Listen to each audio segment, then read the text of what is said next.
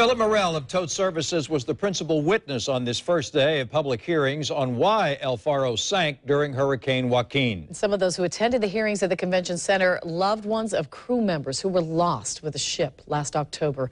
Channel 4 Scott Johnson listened to the day-long testimony and is joining us live from downtown. Scott.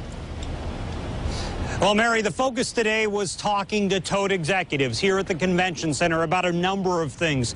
Things like whether or not the captain was fit for command and what was going on back on shore among Tote executives and workers, seeing if there were different options, maybe a way to steer around or avoid this hurricane. They asked a lot of questions for hours today. The primary testimony throughout the day came from this man, Phillip Morrell. He's vice president for marine operations for Tote, and his testimony showed Tote is a very large and complex company with multiple subsidiaries. There's Tote Services, Tote Maritime Puerto Rico, Tote Maritime Alaska, and other companies involved. Some maritime experts tell me these companies are designed to be so large they protect parts of it from liability if there's a disaster like the El Faro sinking. There was also discussion about whether the ship's captain, Michael Davidson, was fit for command. In a piece of evidence, a member of the panel cited an internal email from Tote read there was dwindling confidence in his abilities as a leader overall.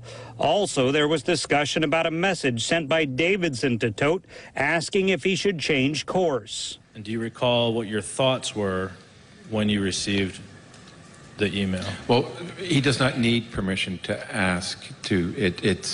He only has to advise us if he's making a change of course. It's more or less a one-way conversation. But the panel was a little confused by the message ending in a question mark, implying Davidson was asking Tote for permission. Then it turned a lot to safety when the Tote VP was asked whether there was anyone in Jacksonville designated to monitor the weather and if it could impact the ship. Morrell said he didn't know. You know there's a hurricane out there. At any time before the actual accident, did you think about the El Faro and the El Yunque and how they were managing to navigate properly or the safety issues related to that vessel? I can't recall. Some of the audience today includes family members of the crew who died when the El Faro sank. They are happy some answers will be provided when this is all said and done. Has this been difficult to sit through? You've had 2 hours of this. Is it what you expected, or is it? I've been praying the whole time. I'm just praying my way through everything. It has been difficult to hear, but it's something that we need to hear. So now we know what we need to do to bring change.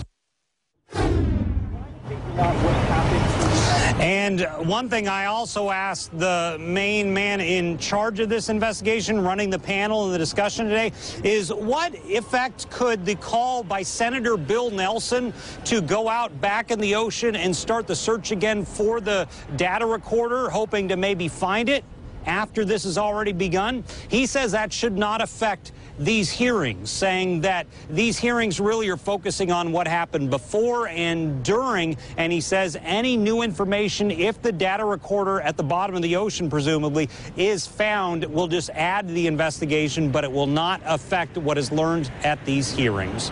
We're live downtown. Scott Johnson, Channel 4, the local station. Scott, we heard from representatives of Tote. Who else is this panel planning to question as the hearings continue this week? Oh, Mary, they have a lot. They do have more executives from Tote, not just the one I showed you. He was just the focus today. They'll also be hearing from mariners who have served on the El Faro before or ships similar to talk about whether it was too old to set sail or the condition of this boat. They will also be talking to family members, maritime experts with the Coast Guard. So a lot of different parties will be testifying over the next week or two. Back to you. All right, Scott Johnson reporting to us live. Thank you, Scott. And just a reminder for you, if you can't attend the hearings, you can watch them online. We'll be live streaming each day on news4jax.com and on the News4Jax app.